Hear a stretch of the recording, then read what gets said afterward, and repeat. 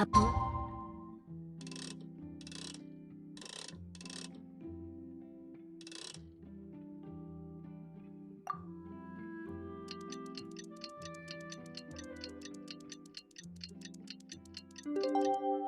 He'd embrace its duty, as a jeweler cherishes their gems.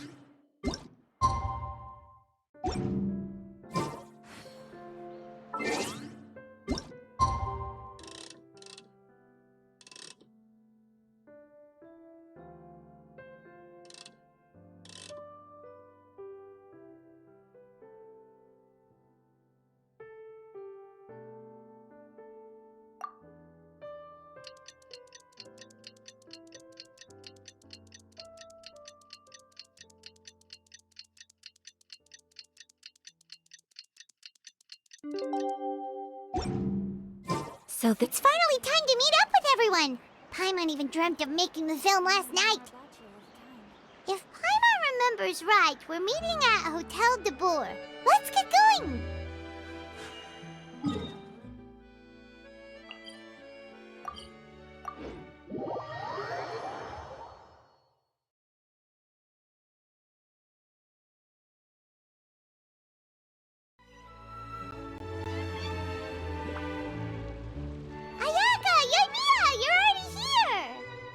Good morning. Xavier said yesterday afternoon went well. Yeah, and how about you, Ayaka? What were you up to yesterday? After we split up, Ayato went to see Udex Nervillette at the Palais Mermonia. I was originally thinking of going with him, but he said he could manage it himself. He told me to go see the sights around Fontaine and to enjoy the local culture. So I rode the aquabus with Yoimiya and visited the opera house on Aranias Island. Yeah, you wouldn't believe what we saw there! 2 mechanical puppets that were dancing together! You've already seen them, right? Yeah, those two! Amazing, aren't they? We sat and watched for quite a while. It was mesmerizing. Like we could keep watching them forever. Oh, it was the same for us the first time we saw them too! Afterwards, we went swimming at the beach! Well, diving, to be exact. It was the first time I ever breathed underwater. I held Ayaka's hand and we counted down together. 3, 2, 1, and then splash! We were beneath the waves.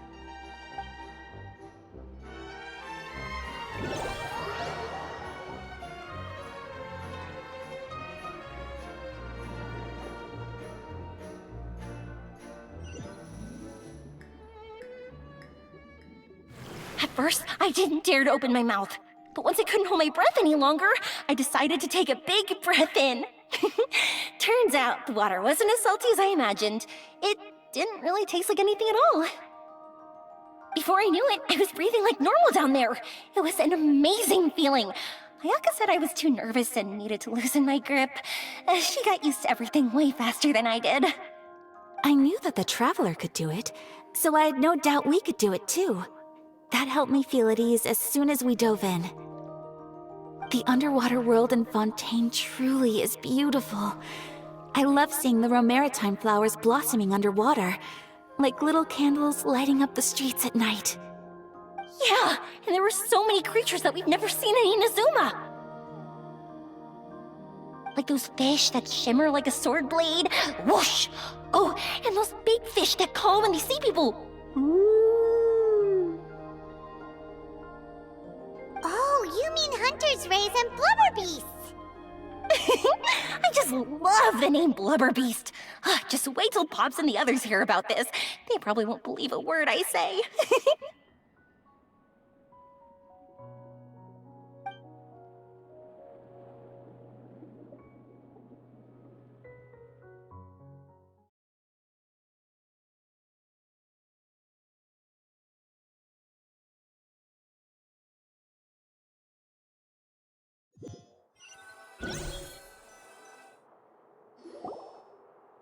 Yoimiya was down there for quite a while. It was dark before we finally rode the aquabus back to the city. I figured she'd want to sleep in today. Yeah, even I was worried I wouldn't be able to get up. I still felt like I was drifting in the waves when I went to sleep last night. But as soon as I woke up today, I remembered that we'd all be shooting a film together, and I was ready to go. Speaking of the film, where's everybody else? My brother and Xavier were speaking to the restaurant owner about using the place as a filming location. They should be here soon. As for the others, We're here.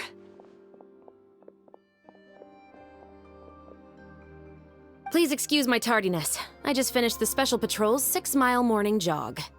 Wait, 6 miles? I'm so tired.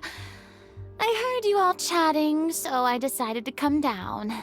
I sure could use some of that endless energy everyone else has. Good morning, everyone. Morning. Can someone fetch me a cup of coffee? More milk, hold the sugar. Sure, I'd be happy to do that for you. No, you can't go anywhere. Please, have a seat over here so I can get started on your makeup. The last thing I want is coffee stains on my costumes. I can get the coffee. It's the perfect job for an assistant.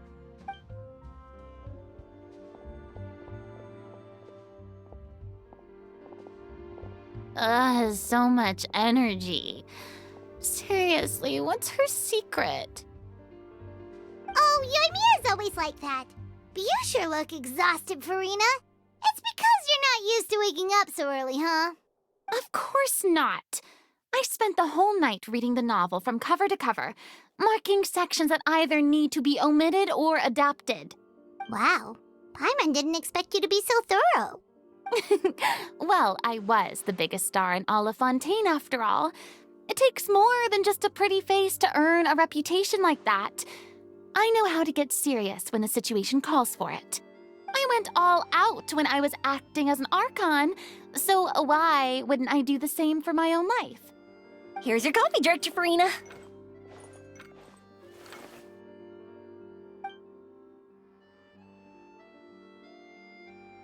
Oh, thank you. The sound of being called director and the aroma of coffee feels almost as refreshing as hearing the birds chirping in the morning. Ah, it seems everyone has managed to arrive on time. We've reached an agreement with the restaurant owner. We are free to use the second floor to shoot our film. Really? That's great! He is really looking forward to our film, and hopes that providing his restaurant as a filming location will attract more customers. Well then, Mr. Xavier, I'll leave the rest to you. Okay, thanks. First, I'd like to introduce our new members. This is our prop manager, Veronique. She'll be in charge of all the film's props and items. And this is Bonneau, our lighting technician. He'll be in charge of lighting and illumination to set up each scene's atmosphere. Wow. Sure feels like we have some real professionals joining the crew now. First of all, please allow me to first express my sincerest gratitude to everyone in the crew. When my investor informed me yesterday that he wouldn't be able to provide the funds, I really thought that this was the nail in the coffin for this film. I had no idea that I'd find so many people willing to help me on such short notice. Thank you. Thank you all from the bottom of my heart. No need to be so cordial, Mr. Xavier. We're all honored to be a part of this. Your works made a profound impression on me when I saw them back in Inazuma. I am sure that someday, this film will be remembered as a prime example of cultural exchange between Fontaine and Inazuma. Yes, the story is the reason I agreed to join. I can't bear to even imagine what this film would look like without the very best director. Anyway, I would like to make a promise to everyone that as the producer of this film, I'll do whatever I can to ensure that everything goes as smoothly as possible. This is not just my film. It also embodies the thoughts and feelings of every person here, as well as the endless effort we are about to pour into it. So, without further ado, the Two Musketeers will officially begin filming now! You may take it from here, Director Farina. All right, listen up, everyone.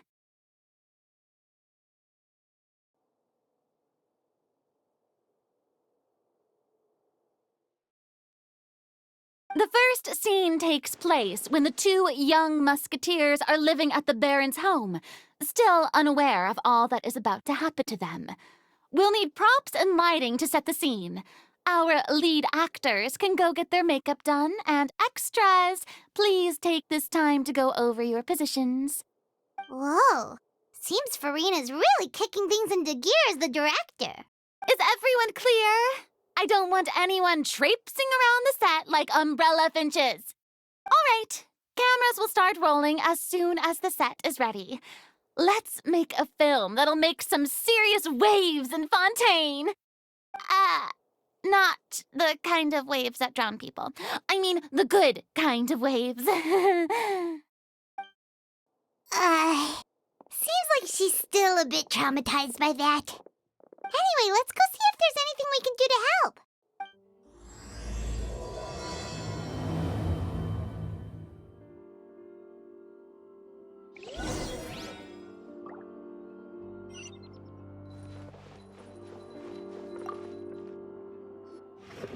How about here? A little more to the left. You got it. Hey, Yoimiya, do you need a hand? No, I'm fine. You know, doing the lighting is kind of like designing a fireworks show. It's interesting to imagine what kind of atmosphere the lights will create. I heard that the Traveler will be operating the camera and Paimon will be the clapper loader, right? Those roles are just perfect for the two of you. Really? Is that because it'll be easy for Paimon to hold the clapperboard while flying? Well, sure, there's that, but that's not exactly what I meant. I just think that after all your journeys together, you two must have developed a super close bond and just naturally know how to work with each other. If I'm not mistaken, the director will want the cameras rolling as soon as the clapperboard goes clack.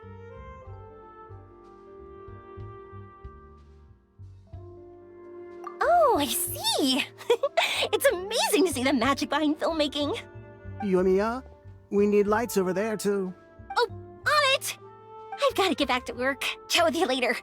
Oh, it's exciting to see so many people working together to bring the film to life. Seems like Yoimiya's really getting into it. But she was right. We do have a super close bond, don't we? Paimon's really happy to hear that.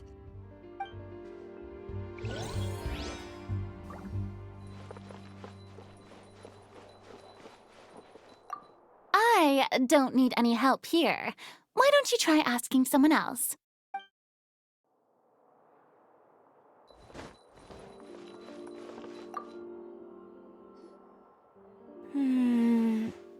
Ayaka has mentioned you to me before. She said that you two were great friends when you were kids. No talking.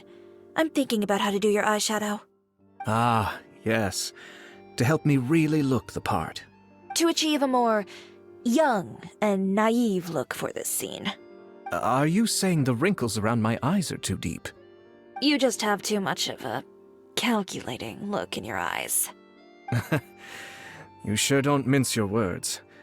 It seems you really haven't changed much. Quiet.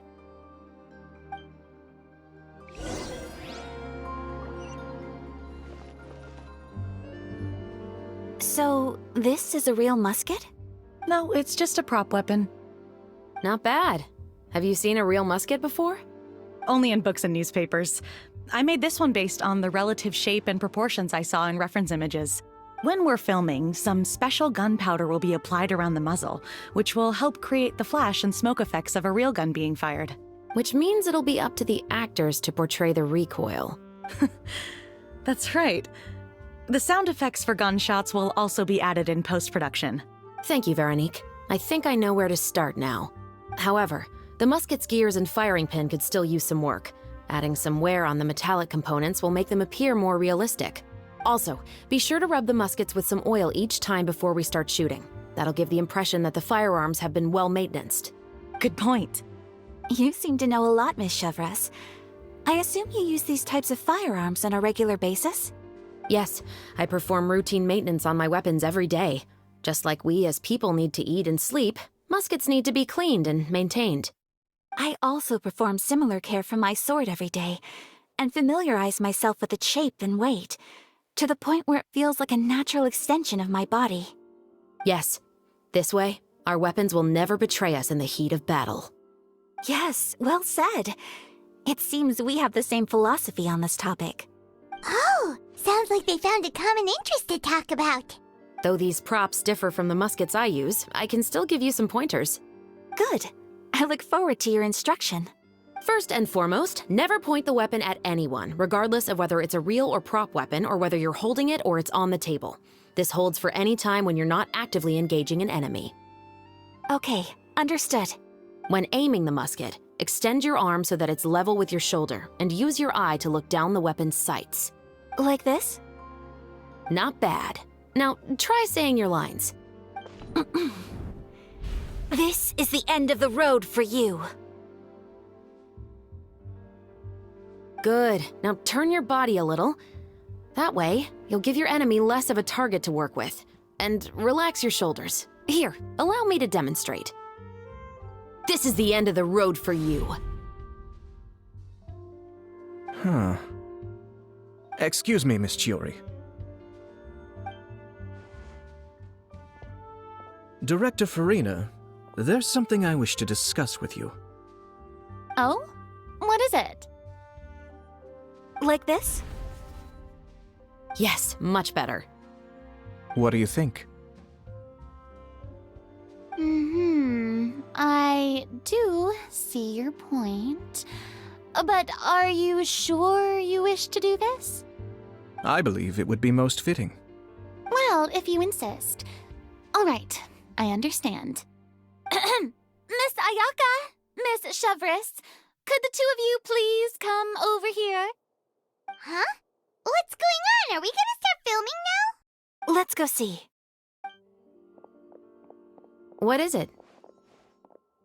I have a question for you, Miss Chevres. Would you be willing to play the role of a musketeer? What? To clarify, I would like to turn over my role to Miss Chevres. But brother... Don't worry, Ayaka. I actually view this as a good thing. I was becoming troubled trying to set aside some time to speak to the staff at the Palais Mermonia. I would like to have some conversations about the cultural exchange between our two countries, and I've heard that the bureaucratic process here can get rather complicated. Now, I will be able to focus on my work. Besides, you also know that I'm not really one for public performances. Are you really sure? From a director's point of view, I also felt like the relationship between the two musketeers in the original story could be improved. The older brother in the story plays the lead role with his overbearing character, but this causes his character to overshadow that of his sister, and the theme of the two supporting and relying on each other isn't conveyed very well. But if we were to change the siblings to two sisters of a similar age, then that aspect of the story might come through more clearly. Also, I've seen you instructing Ayaka. That cold and dignified personality is exactly what we need for the older musketeer. Of course, even with all these insights, the decision should still be made by Miss Chevres. Chevres mentioned that she really likes the story, right? Paimon bets that she'll take the role. All right, I'll take the role. Good. It's decided then. I'll get started on making edits to the script. We'll also need to make some immediate adjustments to the lighting, props, and costumes. I have a feeling that our adaptation will be even better than the original story. You're doing a great favor for me, Miss Chevres. You have my gratitude. Don't mention it. I like this character, so if anything, I should be the one thanking you. Well, since my brother is the one who brought up the idea, I suppose there's no need to worry. Let's go, Miss Chevres. I look forward to working with you. Please, just call me Chevres.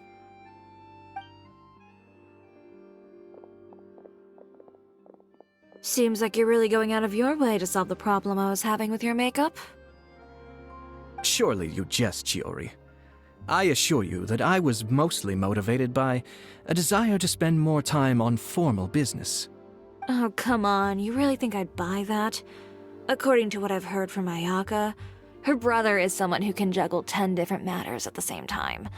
I'm sure you have other reasons for backing out. Perhaps. Ayaka always said she wanted to go out and see more of the world, just like the Traveler. But I feel that she needs not only to see other nations, but also to make some different kinds of friends. I think it would be harder for her to make new connections with me constantly by her side. I would like to give her some space. Alright, go on. Spoil her some more. Ayato! It's too bad you're stepping down from the role. Paimon really wanted to see you act as a musketeer. No need to poke fun at me. I'd wager that you also felt that I wasn't the best candidate for the role. It's a little hard for Paimon to imagine you saying those lines. Yes, I've made an appointment to meet some people from the Palais Mermonia. Now, I will have some more time to prepare. Traveler, get the camera ready. Paimon, get the clapperboard. Actors, to your positions. We're about to start shooting the first scene. Go on now. And please take good care of Ayaka. Yep, don't worry. Thank you. I look forward to seeing the film when it's finished.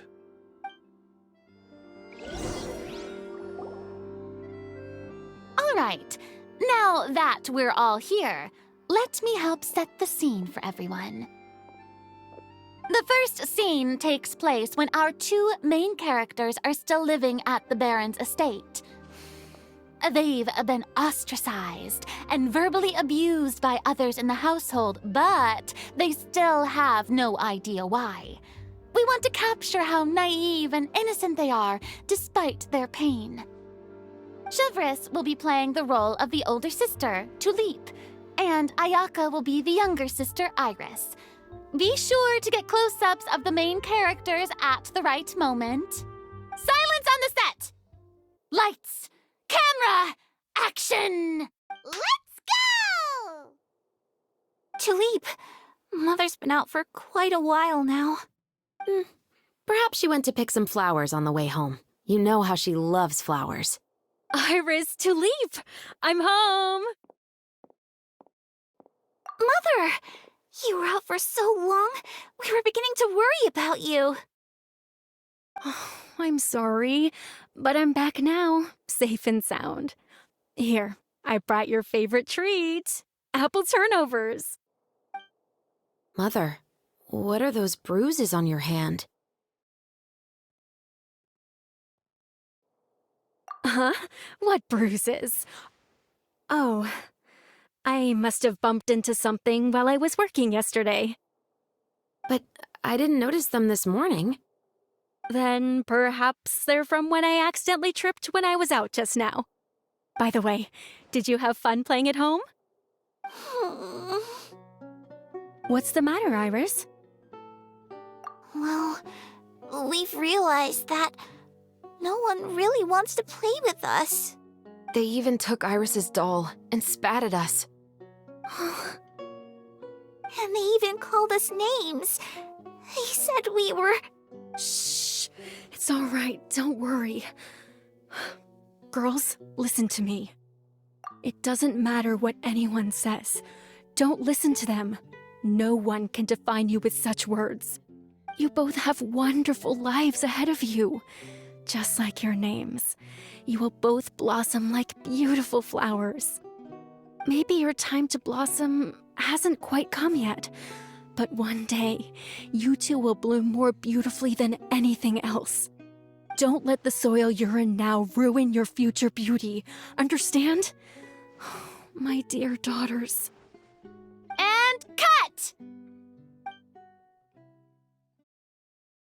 Not bad. The actors' emotions were all on point. Let's keep that take.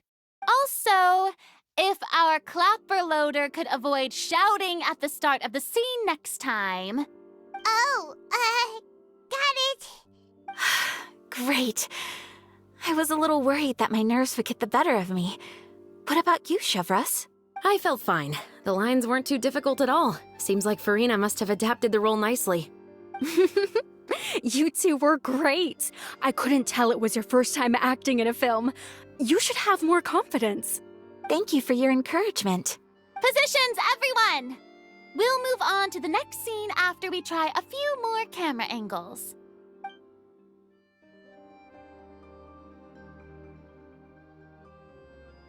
This scene is when our two characters return home, only to discover their mother has been murdered. Ready? Lights! Camera! Action! Mother, we're back! Mother?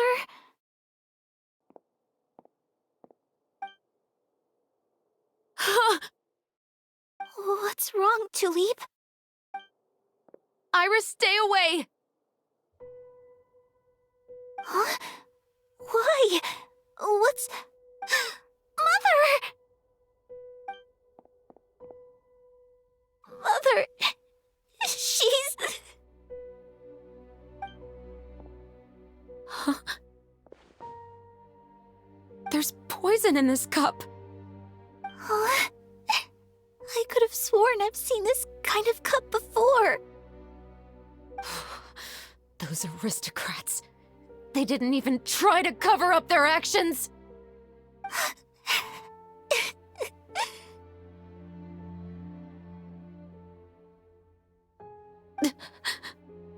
Iris, we need to leave this place. Leave? But now that Mother is gone, where can we even go? Anywhere. All I know is that we can't stay in this house. But are we just going to let them get away with this? We'll have our revenge, I promise you. Just not right now.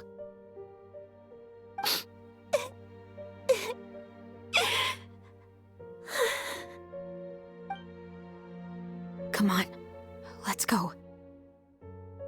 No, wait. We can't just leave Mother here like this. At least let me leave this rose with her.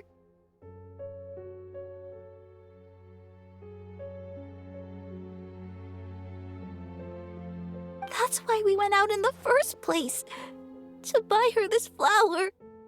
All right. Goodbye, Mother. We'll avenge you. Someday. And cut! Beautiful! Great performance! Oh my, you're so amazing, Ayaka! And were those real tears I saw? How did you do it? I was surprised too. Thank you for the kind compliments. Actually, as soon as Director Farina said action, I told myself not to think about anything. I just felt the weight of the moment and became the character. It's quite similar to practicing the art of the sword. You clear your mind and focus only on what's happening in front of you. Ayaka's performance was amazing. Have I discovered an acting prodigy? Pipe down, everyone! We need to move on to the next scene!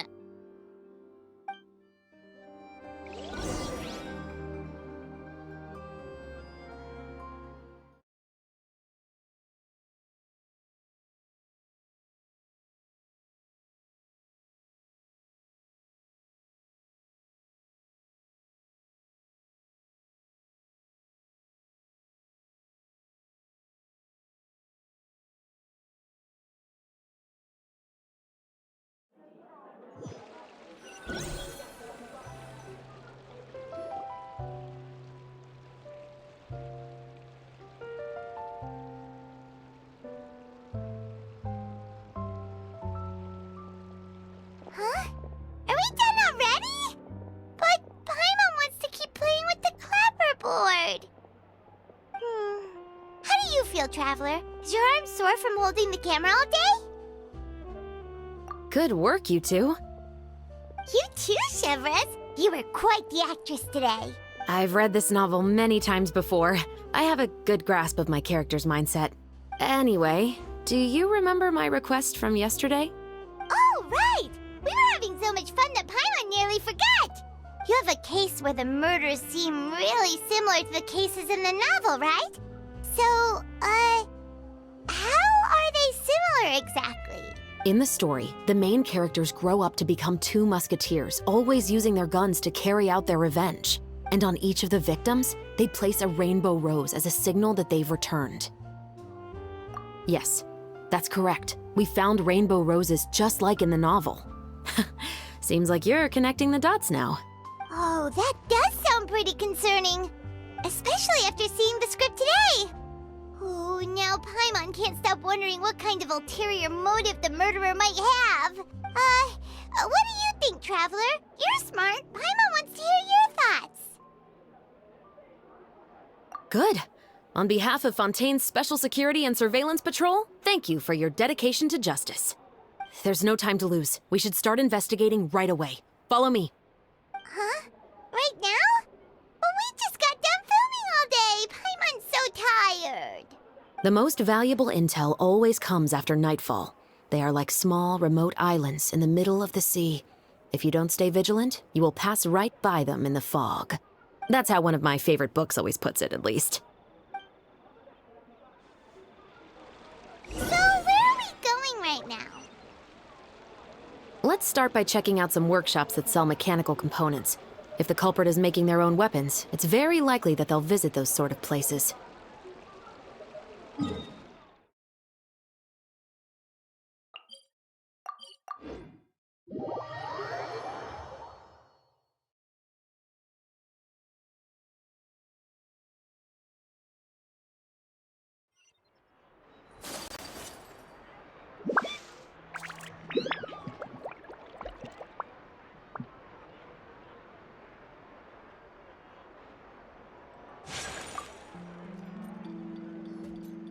Welcome to LeChaux's Clockwork Workshop. How can I help you?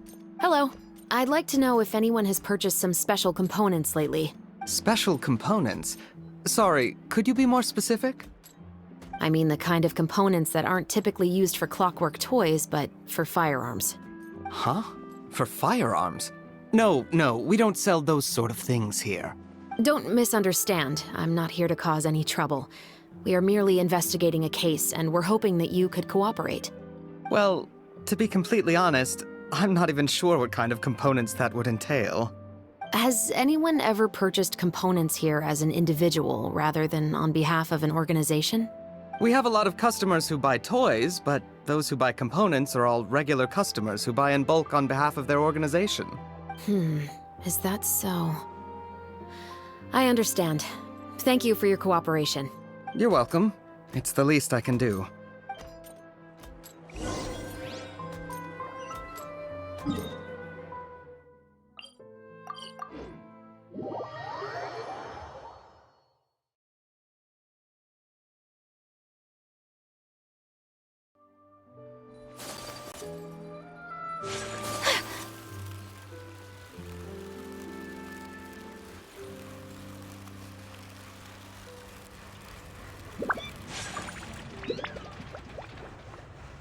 Oh, hey, Chevres. Run out of oil for your musket again? Hello, Estelle. I want to know if anyone has come to your shop recently to order some firearm components. Oh, is this another case? Let me think. I don't think so. Some people have requested that I make some prop guns for the Fontaine Film Festival, but I refused all of those requests. Oh? Why's that? Because there's no profit! I only make things here that can do some real heavy lifting. I don't have the energy to make some new molds just for the festival. Then has anybody come specifically looking for mechanical components? Well, I usually sell off my scrap to the Fleuve Cendre. I don't typically give them to one specific person. I understand. Thanks for your cooperation. Don't mention it. Always happy to have the Musketeers' patronage. Seems like we haven't found any leads to go off yet. Yeah, unfortunately. All right, let's head to Fleuve Cendre next. Huh? Are you sure? People might not be so thrilled to see the captain of the special patrol there. You think so, huh? Then I guess you don't know Huh? No what? that I grew up in Fleuve Cendres.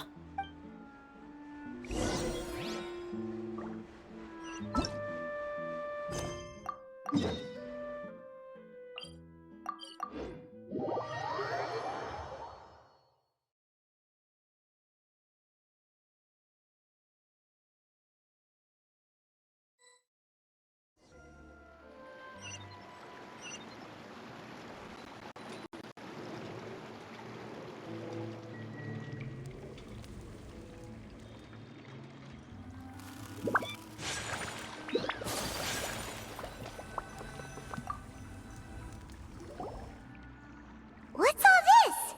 Some broken planks and barrels, as well as some liquor bottles? Yes, but have a closer look, Paimon. Even though somebody has purposefully tried to clean them up, these are obviously marks from musket bullets. In other words, someone was here trying to improve their shot. They were using the barrels and bottles for target practice. Could it have been the killer? Your guess is as good as mine. Although many people at Fleuve Cendres own guns, few hide the fact from others. And even fewer would go to such lengths to hide markings from practice shots. Anyway, let's go. There might be more to this.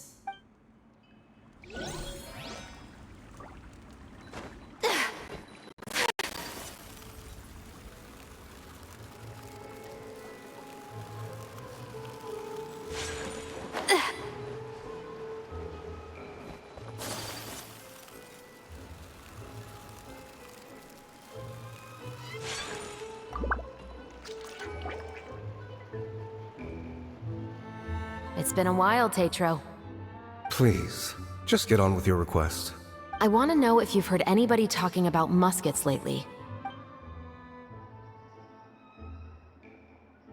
Information isn't free, you know. I've heard that bandits have been extremely active in the countryside recently, and they've been affecting the delivery of goods to Poisson. I can allocate some more manpower to help out with that problem. What do you say? You're still as helpful as ever. One of our men got drunk at dinner about a month ago and lost his gun. 3 days later, it turned up in the corner here. What's weird about that? He just forgot where he put it, right? This is Fleuve Cendres, my friend. Anything of value left in the tavern won't ever make it to the next day. But that gun turned out to be an exception. It didn't get any new wear and tear on it, and didn't even appear to have been fired. We were quite mystified as to what could have happened. I suspect it came back because the weapon was already known to the guards. You mean, a criminal was afraid the Marechaussee Phantom would use the shot marks to track them down? Maybe. But if that's the case, the culprit really took great care to avoid getting caught. I didn't say anything about a criminal. In Fleuve Cendres, knowing who was killed is as easy as knowing what clothes you're wearing today. It's the guy living in the east side, isn't it? I've never liked him. Every time he's here, he just orders a drink and sits there with a nasty look in his eyes. So, who was the one who lost the gun in the first place? Don't bother. Even if you ask, he wouldn't admit to owning a gun to some strangers. Not to mention the captain of the Special Security and Surveillance Patrol. He's right. I know you grew up here, Chevres. Even though you're on good terms with the Spina, you've still been gone too long. Not many people know you here now, and a lot of people don't like the Special Patrol. I know. So take my advice and don't show your face too much around here. It's for your own safety. I'll come and go as I please, and I'm afraid I'll be appearing more often due to my work. All right. Don't say I didn't warn you.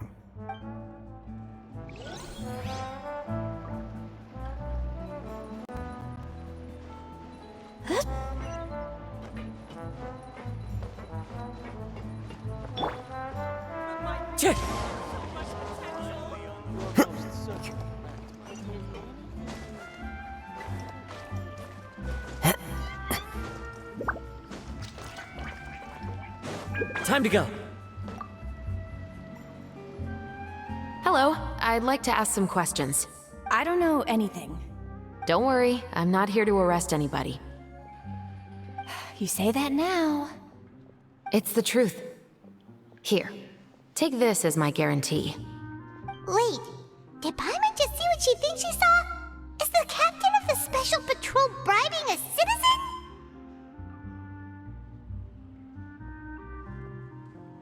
Seems you're different from the other guards.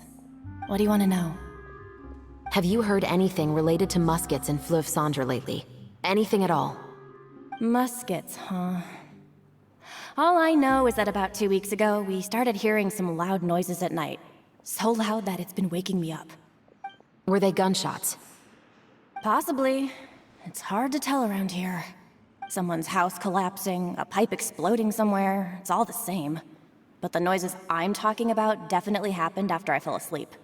Do you know where the noises were coming from? I don't remember clearly. Is it that you don't remember, or that you need to think about it some more? You tell me. Then please, think about it some more. She's giving her even more Mora! The noises came from the end of the Southern Waterway. I came out and had a look for myself when I wasn't sleeping well, but I didn't dare get too close. That's all I know. All right, I'll take your word for it. Thanks for the pâte de fruits.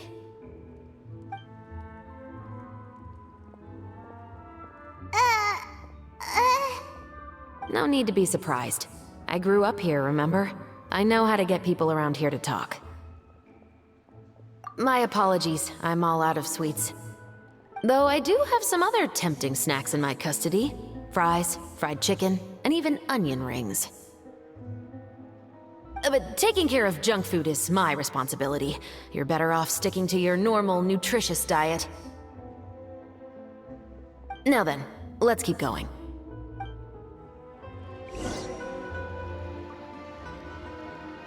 Seems like that's all we'll be able to uncover for today. Paimon feels like we managed to learn a lot more here than up on the surface. Yes. Assuming that everything we found is indeed connected to our suspect, then their timeline was probably something like this. A month ago, our suspect found a gun and took it home to disassemble it. Once he'd figured out its mechanics, he brought it back. In the following weeks, he used some parts to create his own makeshift musket, and took it to the Fleuve Cendre for target practice. Then, a few days ago, he found his target and carried out the murder. Once the deed was done, he left a rainbow rose on the body, just like the scene in the novel. That all makes sense to Paimon, but we're still no closer to figuring out the killer's identity. The deceased was a resident of Fleuve Cendre. It's said that he was a poor, solitary man. Yeah, that's also something I'm trying to figure out. If we are indeed following the novel, and there's a story behind the murder, then this murder should be an act of vengeance. But according to our investigation, the deceased didn't have any enemies.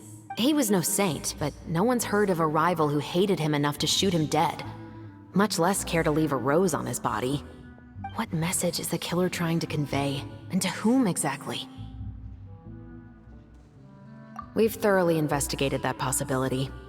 He claims to have spent the whole day at the Opera House on the day of the murder, and the staff there have confirmed his account. Okay, so he has an alibi. Not only that, he lacks a credible motive as well. He has a family of his own, and both of his parents are still alive. I've looked into his records. He was adopted at the age of 6, and all the proper procedures were followed. There are also records of him at an orphanage before then. In the story, the mother of the 2 musketeers was murdered after the children turned 10. Of course, he could have changed the children's ages, but I don't want to assume anything without evidence. More importantly, I've also had a chat with him in person. He didn't seem like the kind of person who would pull the trigger to kill a man. Then, what should we do now?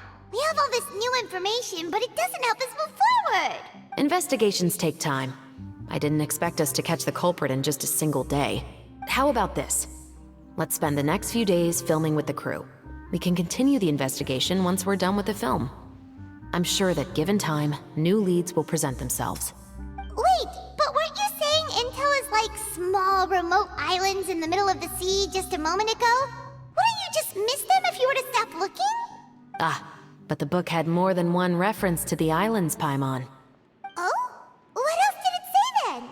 As long as you spend enough time sailing through the fog, you'll eventually come across an island.